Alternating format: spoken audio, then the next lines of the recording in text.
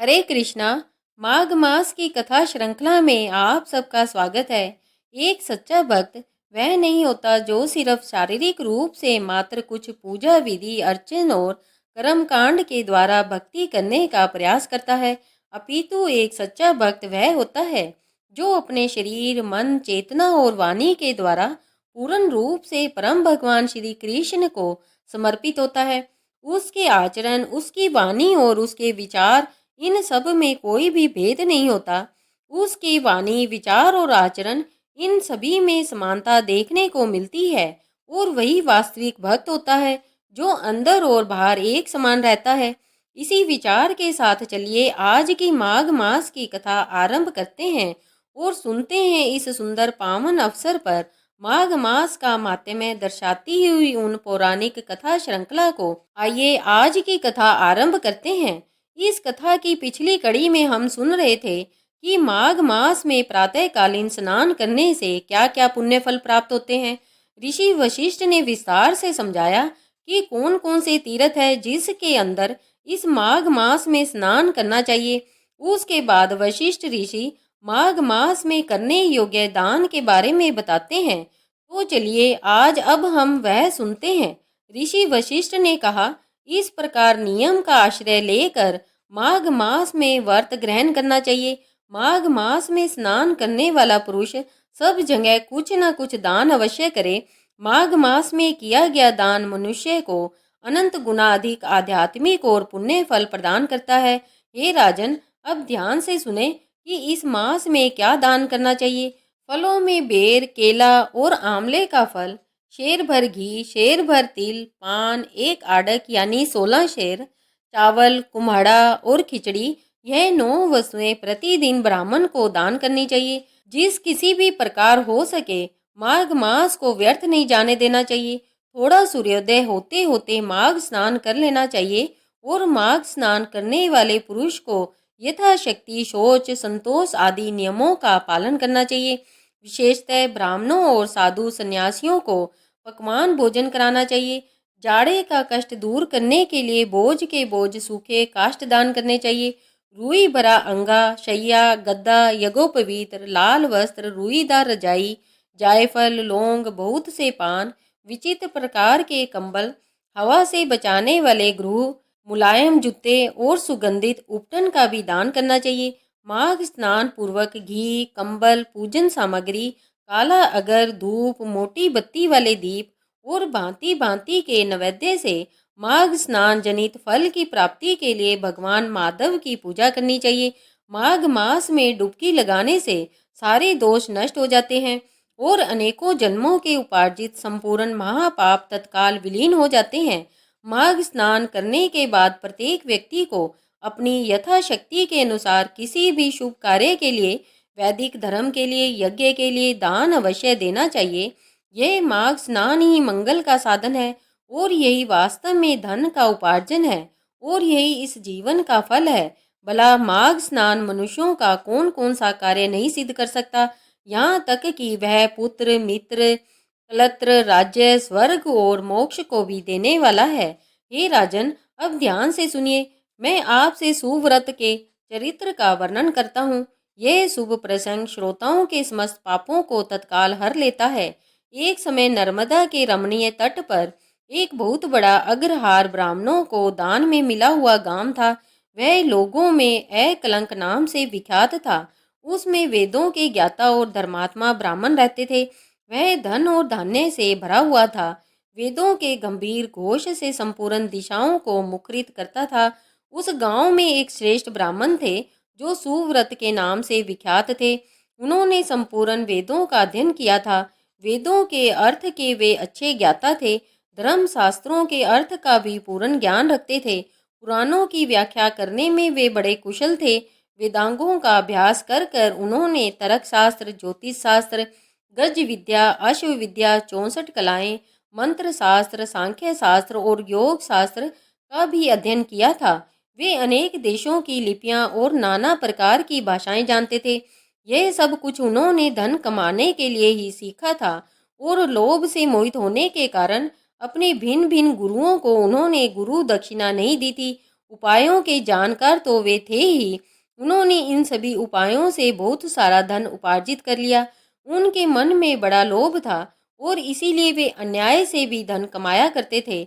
जो वस्तु बेचने योग्य नहीं होती है, उसको भी बेचते थे और जंगल की वस्तुओं का भी विक्रय करते थे। उन्होंने चंडाल आदि से भी दान लिया था, कन्या बेची, गऊ, तिल, चावल, रस और तेल का विक्रय किया। वे दूसरों के लिए तीर्थ में जाते, दक्षिणा लेकर देवता की पूजा करते, वेतन लेकर पढ़ाते थे और दूसरों के घर में खाते थे। इतना ही नहीं, वे नमक, पानी, दूध, दही और पकवान भी बेचा करते थे। इस प्रकार अनेकों उपायों से उन्होंने यत्न पूर्वक धन कमा लिया। धन के पीछे उन्होंने नित्य नैमित्तिक कर्म तक छोड़ दिया था। ना वह खाते थे, ना दान करते थे, हमेशा अपना धन गिनते रहते थे, कब कितना जमा हुआ। इस प्रकार उन्होंने 1 लाख सुवर्ण मुद्राएं उपार्जित कर ली। धन उपार्जन में लगे ही वृद्धावस्था आ गई और सारा शरीर जर्जर हो गया। काल के प्रभाव से समस्त इंद्रियां शिथिल हो गई। अब वे उठने और कहीं जाने आने में असमर्थ हो गए। धन उपार्जन का काम बंद हो जाने से स्त्री सहित ब्राह्मण देवता बहुत दुखी हुए। इस प्रकार चिंता करते करते जब उनका चित्त बहुत व्याकुल हो गया, तब उनके मन में सहसा विवेक का प्रादुर्भाव हुआ और अब सुव्रत अपने आप विचार करते हुए कहने लगे, अरे, मैंने नीच प्रतिग्रह से नहीं बेचने योग्य वस्तुओं के बेचने से और तपस्या आदि का भी विक्रय करने से यह धन जमा किया है, फिर भी मुझे शांति नहीं मिली। मेरी यह तृष्णा अत्यंत दुस्सह है। यह मेरु पर्वत के समान असंख्य सुवर्ण पाने की अभिलाषा रखती है। ओह, मेरा मन महान कष्टदायक और संपूर्ण क्लेशों का कारण है। सब कामनाओं को पाकर यह फिर दूसरी दूसरी नवीन कामनाओं को प्राप्त करना चाहता है। बूढ़े होने पर सिर के बाल पक जाते हैं, दांत टूट जाते हैं, आंख और कानों की शक्ति भी क्षीण हो जाती है, लेकिन एक तृष्णा ही ऐसी है जो उस समय भी नित्य तरुण होती जाती है। जिसके मन में कष्टदायिनी आशा मौजूद हो, वह विद्वान होकर भी अज्ञानी रहता है, अशांत रहता है, क्रोधी है और बुद्धिमान होकर भी अत्यंत मूर्ख है। आशा मनुष्यों को नष्ट करने वाली है, उसे अग्नि के समान जानना चाहिए। अतः जो विद्वान सनातन पद को प्राप्त करना चाहता हो, वो आशा का परित्याग कर दे। बल, तेज, यश, विद्या, सम्मान, शास्त्र, ज्ञान और उत्तम कुल में जन्म, इन सब को आशा शीघ्र ही नष्ट कर देती है। मैंने भी इसी प्रकार बहुत क्लेश उठाकर यह धन कमाया है। वृद्धावस्था ने मेरे शरीर को भी गला दिया और सारा बल हर लिया। अब से मैं श्रद्धा पूर्वक परलोक सुधारने के लिए प्रयत्न करूंगा। ऐसा निश्चय कर कर ब्राह्मण देवता जब धर्म के मार्ग पर चलने के लिए उत्सुक हुए, उसी दिन रात्रि में कुछ चोर उनके घर में घुस आए। आधी रात का समय था। आताताई चोरों ने ब्राह्मण को खूब कस कर बांध दिया और सारा धन लेकर निकल गए। चोरों के द्वारा धन छीन जाने पर ब्राह्मण अत्यंत दारुण विलाप करने लगे। हाय, मेरा धन कमाना धर्म, भोग और मोक्ष किसी भी काम में नहीं आया। ना तो मैंने उसे भोगा और ना इसका दान किया, फिर किस लिए धन का उपार्जन किया।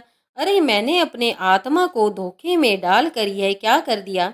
सब जगह से दान लिया, मदिरा तक का विक्रय किया। पहले तो एक ही गांव का प्रतिग्रह नहीं लेना चाहिए। अगर एक को ले लिया तो दूसरे का प्रतिग्रह लेना कदापि उचित नहीं है। उस गऊ को भी यदि बेच दिया जाए तो वह 7 पीढ़ियों को दग्ध कर देती है। इस बात को जानने के बाद भी मैंने लोभवश ऐसे ऐसे पाप कर दिए। धन कमाने के जोश में मैंने एक दिन भी एकाग्रचित होकर अच्छी तरह से संध्या उपासना नहीं की, ध्यान रहित या ध्यान सहित कोई भी प्राणायाम नहीं किया, 3 बार जल पीकर और 2 बार होठ पोंछकर भली भांति आचमन नहीं किया, उतावली छोड़कर हाथ में कुश की पवित्री लेकर मैंने कभी गायत्री मंत्र का वाचिक उपांशु अथवा मानस जप भी नहीं किया, जीवों का बंधन छुड़ाने वाले महादेव जी की आराधना नहीं की, भगवान श्री हरि का पूजन नहीं किया। जो मंत्र पढ़कर अथवा बिना मंत्र के ही शिवलिंग के ऊपर एक पत्ता या फूल डाल देता है, उसकी करोड़ों पीढ़ियों का उद्धार हो जाता है। लेकिन मैंने कभी ऐसा नहीं किया। संपूर्ण पापों का नाश करने वाले भगवान विष्णु को कभी संतुष्ट नहीं किया। 5 प्रकार की हत्याओं के पाप शांत करने वाले पंच यज्ञों का अनुष्ठान नहीं किया। स्वर्ग लोक की प्राप्ति कराने वाले अतिथि के सत्कार से भी वंचित रह गया। सन्यासी का सत्कार कर कर उसे अन्न की भिक्षा भी मैंने नहीं दी। ब्रह्मचारी को विधि पूर्वक अतिथि के योग्य भोजन भी नहीं दिया। इस प्रकार वह ब्राह्मण विलाप कर रहे थे और उसी समय उन्हें कुछ बात याद आ जाती है और वह बात उनके जीवन में अब उदार करेगी। और वह क्या था, वह हम सुनेंगे इसी माघ मास कथा श्रृंखला की अगली कड़ी में कल प्रातःकाल आपके अपने चैनल त्योहार गाइड पर। यदि आपने अपने चैनल त्योहार गाइड को अभी तक सब्सक्राइब नहीं किया है तो आप अपने चैनल त्योहार गाइड को सब्सक्राइब कर लीजिए और नोटिफिकेशन ऑन रखिए। अब हम मिलेंगे इसी माघ मास कथा श्रृंखला की अगली कड़ी के साथ कल प्रातःकाल। हरे कृष्णा हरे कृष्णा हरे कृष्णा।